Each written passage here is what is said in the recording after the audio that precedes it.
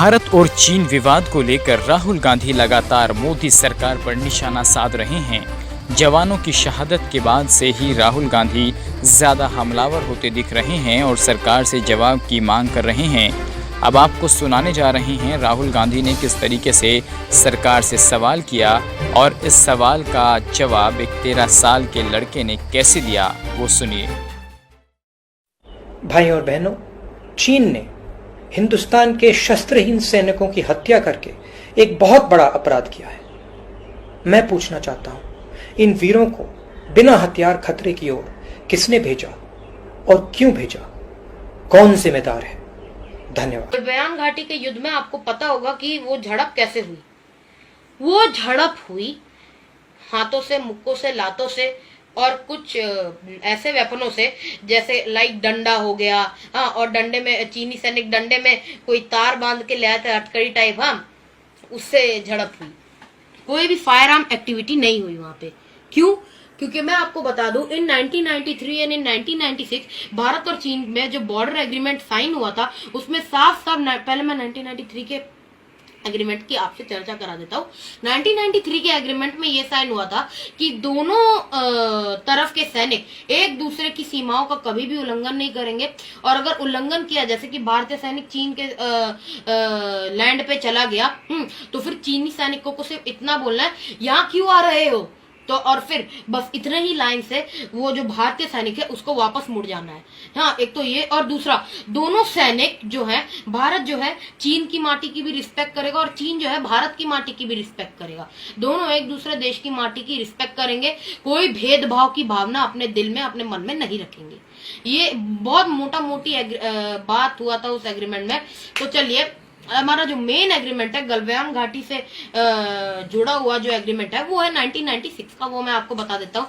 उस एग्रीमेंट में क्या साइन हुआ था? उस एग्रीमेंट में ये साइन हुआ था कि कभी भी जब भी इंडिया और चाइना के बॉर्डर में पेट्रोलिंग पार्टी पेट्रोलिंग कर रही होगी, तब न भारत के सैनिकों के पास ना चीन के सैनिकों के पास फायर आर्म्स होंगे या फिर ब्लास्ट वेपन होंगे। फायर आर्म्स मतलब गन, चाहे वो हैवी वेट हो या लो वेट हो या हाई वेट हो, ओके, लाइक पिस्टल या लाइक AK-47, कुछ भी फायर आर्म्स नहीं होने चाहिए। और ना ब्लास्ट वेपन लाइक ग्रेनेड, वो ऐसे करके फेंकते हैं ना, वो वाला भी नहीं होना चाहिए, ना भारतीय सैनिकों के पास ना चीन के सैनिकों के पास। तो उसी चीज को दायरे में रखते हुए गलवान घाटी की झड़प हुई। तो अब कुछ पप्पुओं द्वारा सवाल उठाए गए हैं कि भारतीय सैनिकों के पास गलवान घाटी के झड़प में गन्स क्यों नहीं थे, फायर आर्म ब्लास्ट वेपन्स क्यों नहीं थे। माफी चाहता हूं कि मैं 13 साल का हूं और 50 साल उम्र वाली बातें करता हूं, लेकिन आप खुद बताइए, हमारे देश में एक नागरिक है जो 50 साल का होके 10 साल की बातें करता है, तो अब मेरा तो फर्ज बन जाता है कि मैं 13 साल का होके 50 साल की बातें करूं। क्यों? तो बस आज मैं वही बातें कर रहा हूं। देखिए, अच्छा, और ये जो एग्रीमेंट साइन हुआ, ये जिस समय एग्रीमेंट साइन हुआ, भारत में रूलिंग पार्टी कौन थी? भारत में रूलिंग पार्टी थी SD देवगौड़ा की।